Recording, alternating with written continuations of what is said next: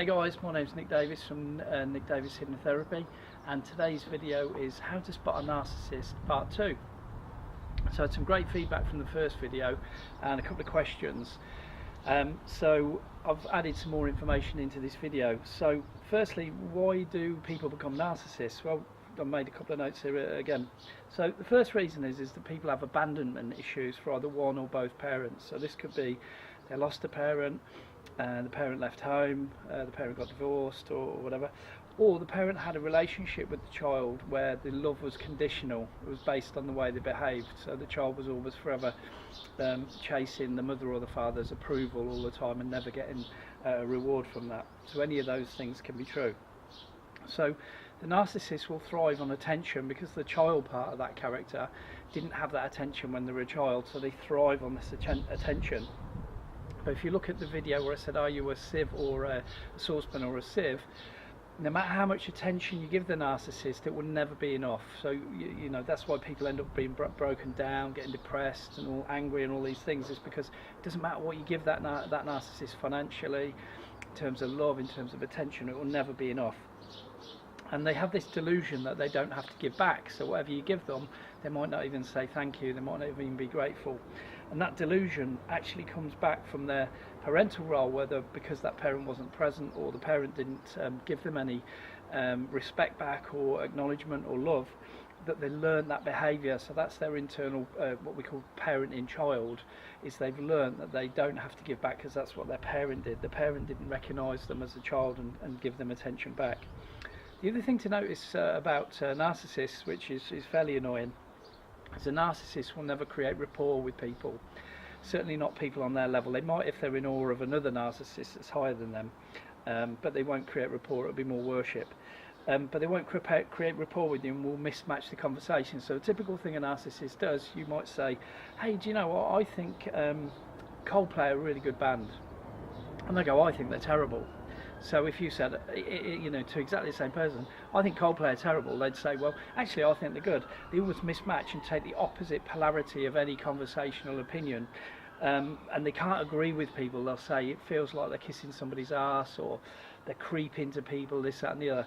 The narcissist can't create rapport, because when they create rapport, their castle made of sand just falls down, because the narcissist has low self-esteem and low self-value and doesn't really have any skills, because they're people who want this delusion of grandeur to go, hey, look at me, and they'll use stories and lies to make out their life is great or their looks or whatever else, but actually there's no substance to it. That's why they don't create rapport, because if they create rapport, they'll basically get found out for the person they are, and that's why they tend to have very shallow relationships with people, fleeting. They won't actually people won't really get to know them properly. The one thing the narcissist hates is being ignored, and that's why it's the best thing you can do to a narcissist is ignore them, as in, well, not just ignore them, just don't have them in your lives as friends or relationships.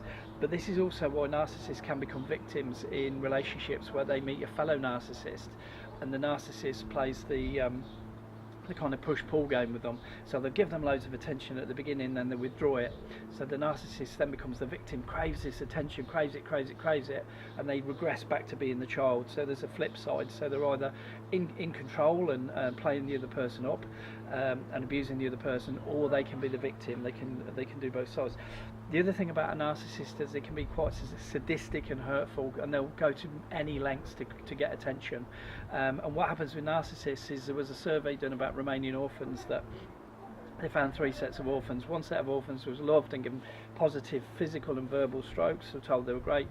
The next ones were Romanian orphans that were beaten and spat at and shouted at and things like this. And the third set of Romanian orphans they found were just orphans that had been ignored. And the scientists and researchers that did this research project years ago followed them for the rest of their lives and found that the ones who'd been given positive strokes and were verbally and physically stroked live long and healthy lives. The really interesting fact is that the next healthiest were the ones that had been beaten, spat at and shouted at, and they lived similarly long and healthy lives. But the orphans that had been ignored, their spine shriveled and they had a lot of illness and shorter lives. So this is why that, well, as human beings, if we can't get positive attention, we look for negative attention. That's why kids are naughty. But with narcissists, this is like their lifeblood. Attention is their oxygen. So if they can't get positive attention, they'll go to sadistic levels to get negative attention, and they really enjoy. That's why they enjoy that drama so much. I hope you've enjoyed the video. I hope you've got something out of it, and it gives you an idea if you're stuck in a relationship on that, how to understand that person. A narcissist can get help. The problem is with narcissists, they'll never really admit that they're in the wrong. If somebody you know does suffer with narcissistic traits or narcissistic personality disorder, and they recognise they've got a problem and they want to work hard on resolving that, they have to resolve the childhood issues. But it can be resolved, but it does take a lot of effort on the part of the narcissist to really A, admit to the problem, and B, get the right help and get to see somebody like me that has that skill level to change those people. So I hope you've enjoyed the video. Please like, subscribe and share. I'd love your comments and feedback. Thank you, and I'll see you on the next one.